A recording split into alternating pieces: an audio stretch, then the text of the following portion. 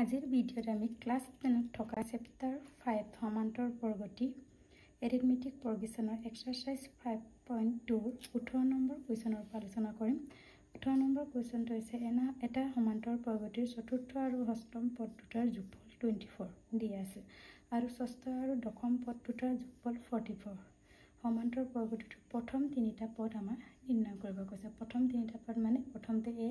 দ্বিতীয়টো কি আছিল আমাৰ a + b, তৃতীয়টো a + 2d উলিয়াব কৈছে। এই তিনিটা মান উলিয়াবলৈ হলে আমাক কি লাগিব a আৰু d ৰ মান লাগিব। আমি a আৰু d ৰ মান কেনেকৈ উলিয়াম চোৱা। প্ৰথম পদ আমি কি লৈছো a,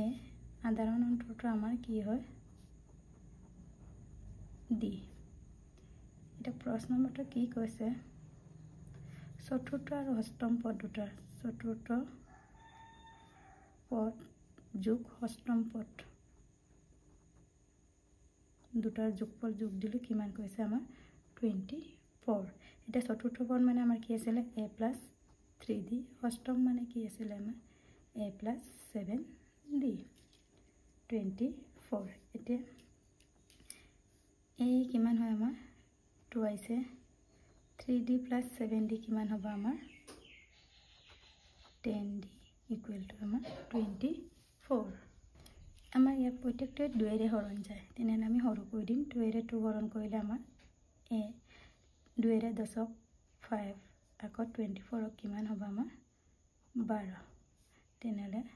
a ৰ ভেলু ইয়াৰ পৰা উলিয়াম কিমান হ'ব 12 - প্লাছ এইফালে গ'লে মাইনাছ 5d। এইটো আমি 1 নম্বৰ সমীকৰণ হিচাপে আমি স্বীকৃতি দিছোঁ। এতিয়া নেক্সট আকৌ কি কৈছে ষষ্ঠ আৰু দশম পদ দুটাৰ যোগফল 44। আকৌ কি দি আছে আমাৰ ষষ্ঠ পদ আৰু দশম পদ দুটাৰ যোগফল কিমান 44 দিছে। এটা ষষ্ঠ পদ মানে কি আছিল আমাৰ a + 5d, আকৌ দশম পদ বুলি ক'লে আমাৰ কি আছিলে a + 9d = আমাৰ 44। ঠিক তেনেকৈ আকৌ a + a 2 আহিছে, 5 + 9 14d আকৌ 44। আকৌ আমি এইটো সৰু কৰি দিম। সৰু কৰিলে আমাৰ কেলকুলেশ্যন কৰাত সুবিধা হয় কাৰণে আমি সৰু কৰিব পাৰি, কিন্তু ইয়াত একেটা সংখ্যাৰে প্ৰত্যেকক হৰণ কৰিলেহে আমি সৰু কৰিব পাৰিম। এতিয়া 2 ৰে 2ক একবাৰ গ'ল a, 14ক 2 × 7 = 14 7 বাৰ আকৌ 44ক কিমান 22। এতিয়া a ৰ মান আমি কিমান পাইছিলোঁ 12 - 5d আমি উলিয়াই থৈছিলোঁ, ইয়াত বহাই দিম 12 - 5d + 7d = 22। এতিয়া কিমান হ'ল -5d + 7d 2d 22 আকৌ প্লাছ 12টো ৰাইট চাইডে নিলে আমাৰ মাইনাছ হয়। এতিয়া 2d 22 - 12 কিমান হ'ব আমাৰ 10 হ'ল। তেনেহ'লে d ৰ ভেলু আমি 10/2 কিমান পালোঁ আমি 5 পালোঁ। আমি d ৰ ভেলু 10/2 = 5। ঠিক তেনেদৰে আমি a ভেলু উলিয়াম। আমি a ৰ ভেলু ক'ত বহাম আমি ইয়াত লিখিছোঁ মই ইমপ্লাইজ কৰি দিয়া a = আমি a 12 - 5d পাইছিলোঁ। 12 - d ৰ ভেলু কিমান আমাৰ 5, 12 - 5 5 4 আমাৰ 25, 12 - 25 -13 এই বুলি আমি এইটো পালোঁ। এতিয়া আকৌ কি কৈছে আমাক সমান্তৰ প্ৰগতিৰ প্ৰথম তিনিটা পদ নিৰ্ণয় কৰিব লাগে। মই প্ৰথমতে কৈছিলোঁ প্ৰথম তিনিটা পদ নিৰ্ণয় কৰিবলৈ আমাক a আৰু d ৰ মানটো লাগে। আমি a ৰ মানো পালোঁ, d ৰ মানো আমি পালোঁ। এতিয়া আমি প্ৰথম তিনিটা পদটো উলিয়াম। এতেকে প্ৰথম তিনিটা পদ কি আছিল আমাৰ a + d a + 2d এইটো আছিল। ইয়াত আমি বহাই দিম। প্ৰথম পদ আমি পাইছোঁ -13 আকৌ -13 d ৰ ভেলু আমাৰ 5 আকৌ ইয়াতো বহাই দিম a ৰ ভেলু -13 to d ৰ ভেলু আমাৰ 5 কিমান হয় -13 + 8 +5 -8 আকৌ -10 2 5 জাৰ আমাৰ 10 কিমান হ'ব -13 - 8 -13 + 10 -3 এইটো হৈছে আমাৰ প্ৰথম তিনিটা পথ আমি এনেকৈ উলিয়াব পাৰোঁ এতিয়া আমি নেক্সট কুৱেশ্যনটো চাওঁ নেক্সট কুৱেশ্যনটো হৈছে 1995 চনত চন্দনায়ে 5,000 টকা বছৰেকীয়া দৰমহাত চাকৰি আৰম্ভ কৰিলে আৰু প্ৰতি বছৰে 200 টকাকৈ বৃত্তি লাভ কৰিলে কোন বছৰত তেওঁৰ দৰমহা 7,000 টকা হ'ব কোন বছৰত মানে কোনটো তেনেহ'লে আমাক এনৰ মান উলিয়াব কৈছে ইয়াত তোমালোকে তালিকা প্ৰস্তুত কৰিলে হয় নকৰিলে হয় কাৰণ প্ৰথমটো আমাক দিয়াই আছে দৰমহা 5,000 টকা আৰু কিমান টকাকৈ বাঢ়ে বুলি কৈছে 200 টকা তেনে 200 বঢ়াই গ'লে তোমালোকৰ যদি বুজাত অসুবিধা হয় তেনে তালিকা এখন প্ৰস্তুত কৰি ল'লে হ'ল প্ৰথমটো আমাৰ 5,000 বুলি কৈছে তাৰপৰা 200 টকাকৈ বাঢ়ি গ'লে কিমান হ'ব 5,200 তাৰপিছত আকৌ ইয়াৰ পৰা 200 টকাকৈ বাঢ়ি গ'ল 5,400 আৰু দৰমহাটো আমাৰ তেওঁৰ কোন বছৰত বুলি কৈছে লাষ্টত আমাৰ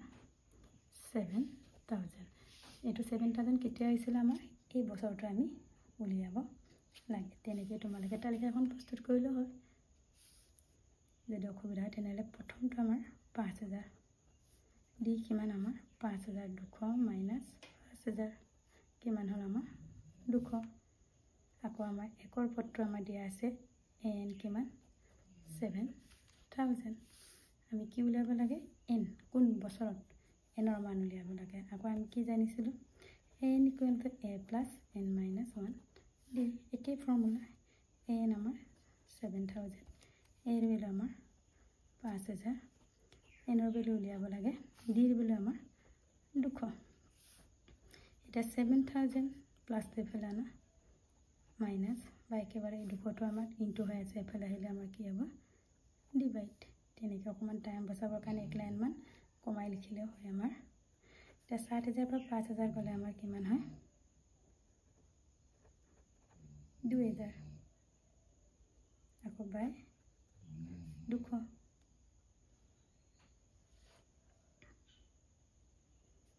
n minus 1 0 0 cancel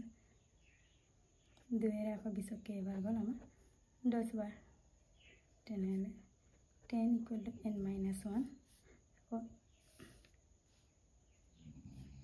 n equal to 10 minus এফালে আহিলে আমাৰ প্লাছ কিমান হ'ল আমাৰ 11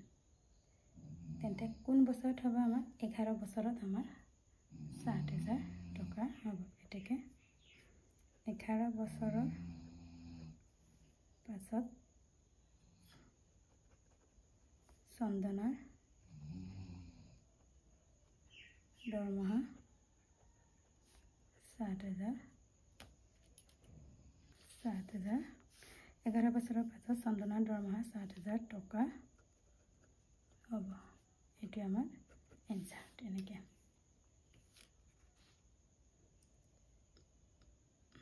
এটা নেক্সট কুৱেশ্যনটো চাওঁ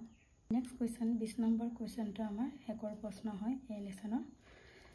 কি আছে ৰামচৰণে কোনো এটা বছৰত প্ৰথম সপ্তাহত 5 টকা সঞ্চয় কৰিলে প্ৰথম বছৰত কিমান প্ৰথম সপ্তাহত 5 টকা সঞ্চয় কৰিলে আৰু প্ৰতি সপ্তাহত সঞ্চয়ৰ 1.75 টকাকৈ বঢ়াই গৈ থাকিলে এনটম সপ্তাহত তেওঁৰ সাপ্তাহিক সঞ্চয়ৰ পৰিমাণ ইমান হ'ল তেনেহ'লে এনৰ মান কিমান বুলি কৈছে একে তালিকা এখন প্ৰস্তুত কৰিলে হয় নকৰিলে হয় কাৰণ ইয়াত প্ৰথমটো আমাৰ A5 দিয়াই আছে আৰু বাঢ়ি যোৱাটো আমাৰ D মান 1.75 দিয়াই আছে আৰু এনটম একৰ পদটো আমাৰ 20.75 দিয়া আছে এনৰ মান উলিয়াব লাগে একে মেথডৰ একে ফৰ্মুলা ব্যৱহাৰ কৰি বা তোমালোকৰ মই তালিকা এখন এনে প্ৰস্তুত কৰি দেখাই দিছোঁ প্ৰথম হ'ব 5 আকৌ নেক্সটটো কিমান টকাকৈ বঢ়াই গৈ থাকে 1.75 তেনেহ'লে 6.75 তেনেকৈ আকৌ নেক্সট কিমান হ'ব 8.50 তেনেকৈ গৈ থাকিব লাষ্ট কিমান 20.75 হ'ল ইয়াত তেনে তালিকাখন আমি প্ৰস্তুত কৰিলোঁ মানে প্ৰত্যেকটোত আমি 1.75 যোগ কৰিলোঁ ইয়াতো যোগ কৰি এইটো পালোঁ আকৌ ইয়াৰ লগতো আমি 1.75 যোগ কৰি 8.50 পালোঁ আৰু কিমান যোগ কৰিব এখানে লাষ্টটো তিনিটামান যোগ কৰি দেখাই দিলে হৈ যায় এইটোৱে এতিয়া আমাৰ এৰ মান কিমান পালোঁ 5 ডিৰ মান কি second term minus first term বা third term minus second term তেনেহ'লে কিমান হ'ব 1.75 আৰু এন কিমান দিয়া আছে আমাৰ 20.75 5 আমি কি উলিয়াব লাগে n উলিয়াব আমাৰ এতিয়া আমি কি জানিছিলো n ইকুৱেল টু আমাৰ a plus n minus 1 d এটা n এর ভ্যালু বহাই দিলো 20.75 এর ভ্যালু 5 বহালো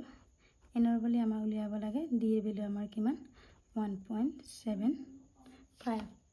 তাৰপিছত আমি কিমান পালো সাম ক্যালকুলেশন কৰো 20.75 a plus 5 টো ফেলে আহিলে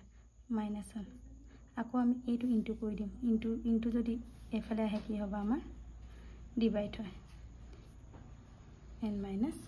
1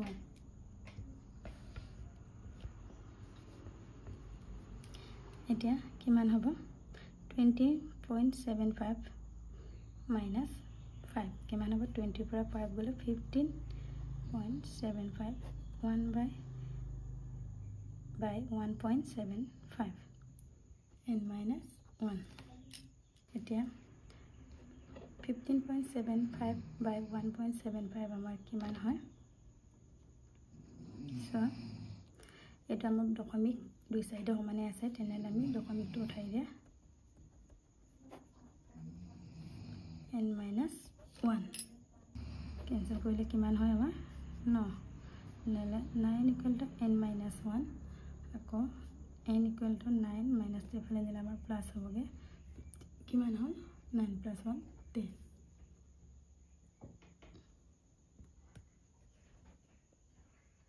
এটো আমাৰ आंसर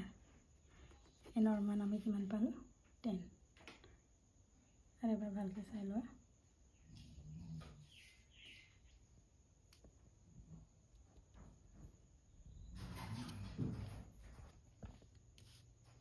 ইয়াৰ পিছত আমি